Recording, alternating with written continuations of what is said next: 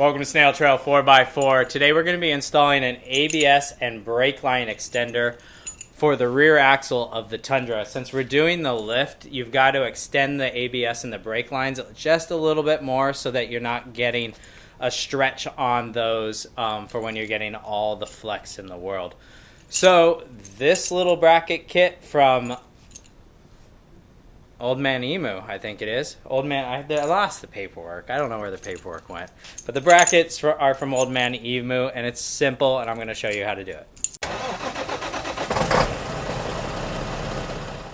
So this is a super basic and really easy install. And really what we're going to be doing is we're going to be adding a spacer right here that holds the ABS up. And right up there, that's going to elevate the brake lines. And then this guy, it's a little awkward, I'm laying on the ground. That guy right there, and swatch camera. This guy right here. We're just going to be adjusting the way that it's mounted. There you go.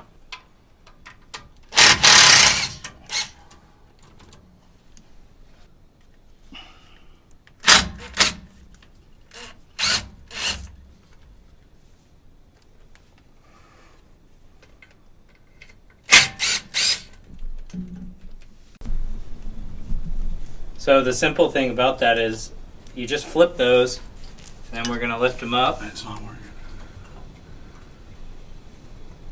You over there? Oh, so you got to actually push it down, slide it a little bit. Alright, so you got to slide it just a hair, and then elevate it up, and that's all it is. And we just push it back in. Yep. This one over here. Oops, sorry camera. Yep, just lift it up, push it up, line it. There you go. Alright. The factory bolt we add to the bottom, and then it's a 1/2 inch or 13 millimeters works as well, and we're adding that one to the top. This is a provided hardware, and so you can just screw it in. It also has a nylon locking nut, so that's really nice. Let me get this lower one tightened up first.